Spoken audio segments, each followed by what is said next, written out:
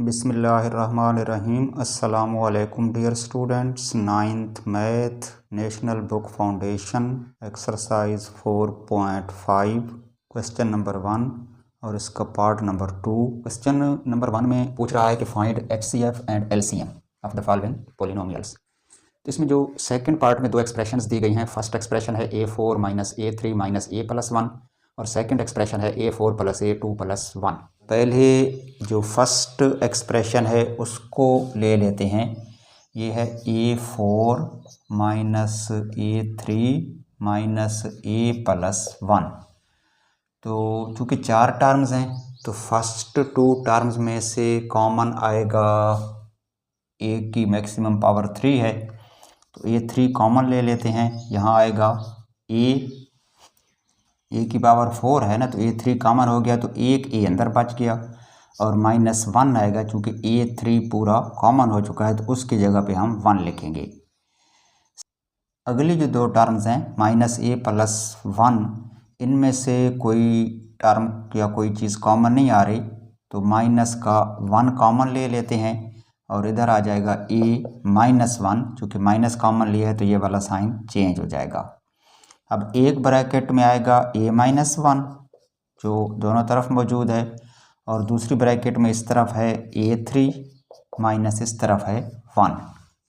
अब यहाँ पर इस स्टेप में जो सेकंड ब्रैकेट है A³ - 1, इसकी मज़ीद फैक्टराइजेशन करेंगे क्यूब वाले फार्मूले से। तो फर्स्ट ब्रैकेट तो एज इट इज़ आ जाएगी। इस ब्रैकेट में बनेंगे A3 है तो इसको लिखेंगे क्यूब ऑफ A, -1 है तो 1 का भी क्यूब लिख सकते हैं हम। तो क्यूब ऑफ 1 और इधर है क्यूब ऑफ A, दरमियान में साइन माइनस है तो माइनस वाले फार्मूले के मुताबिक इसकी बनेगी दो ब्रैकेट्स। पहले इसको लिख लेते हैं A -1 और इसकी जो दो ब्रैकेट्स बनेंगी उसमें फर्स्ट ब्रैकेट में फर्स्ट टर्म A है, साइन माइनस है। सेकंड ब्रैकेट में जो सेकंड टर्म है वो 1 है तो यहाँ A -1 आ जाएगा एक ब्रैकेट में।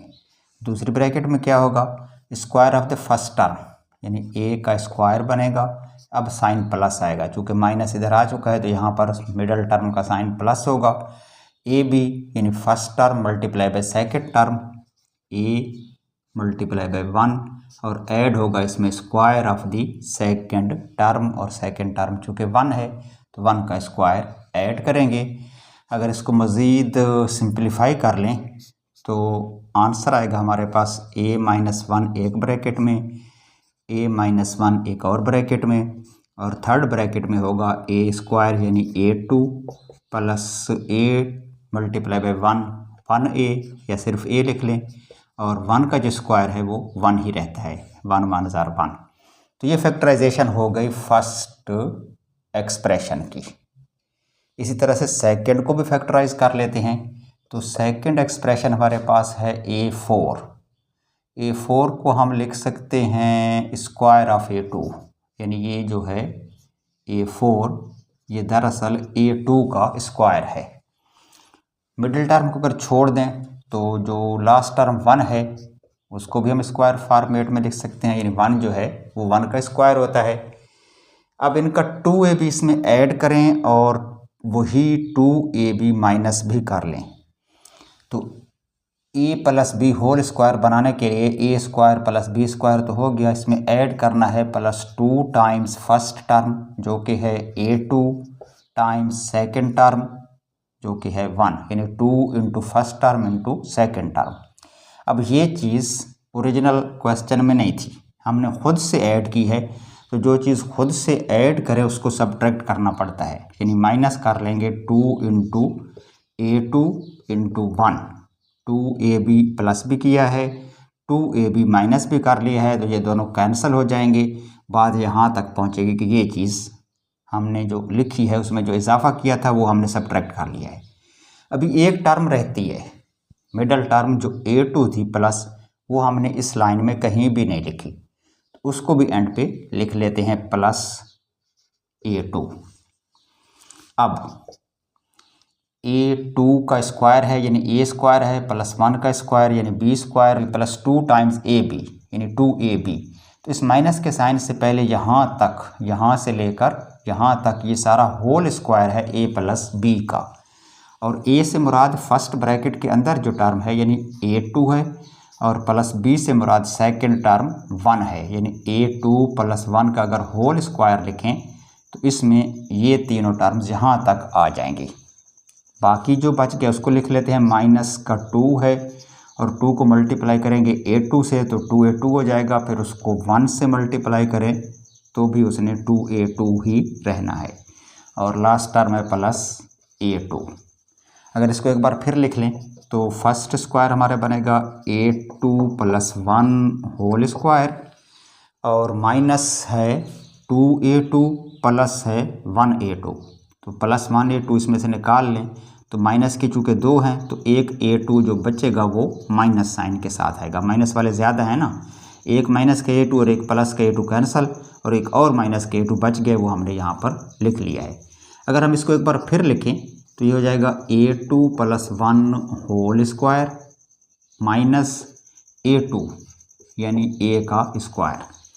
अब दो स्क्वायर्स हैं, दरमियान में साइन माइनस है, तो a square minus b square फार्मूले के मुताबिक इसकी बनेगी दो ब्रैकेट्स।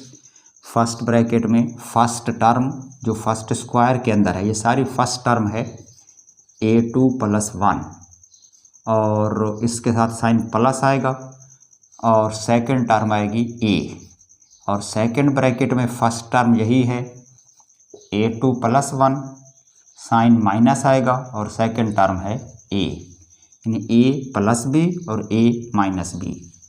ये इसमें बाइनोमियल है, a2 प्लस 1 सारे एक्सप्रेशन को हमने a लेना है दोनों ब्रैकेट्स में।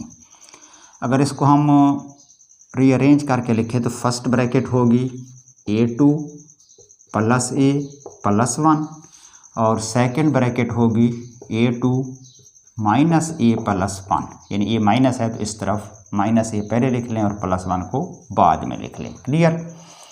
तो ये फैक्टराइजेशन हो गई जी सेकंड एक्सप्रेशन की। इसके दो फैक्टर्स बने हैं ये वाले, और जो फर्स्ट एक्सप्रेशंस थी उसके तीन फैक्टर्स हैं, जिसमें a माइनस 1 2 टाइम्स है, और थर्ड ब्रैकेट या थर्ड फैक्टर ये वाला है। अब हमने कैलकुलेट करना है HCF और LCM। तो जहाँ तक ताल्लुक़ है HCF का, इसमें हमने वो फैक्टर लेना है जो दोनों एक्सप्रेशंस की फैक्टराइजेशन के अंदर कॉमन हो, यानी कॉमन फैक्टर हो। तो इसमें देखें a माइनस 1 वाला फैक्टर 2 टाइम्स है, इसमें a माइनस 1 नहीं है, तो ये तो हम नहीं लिख सकते।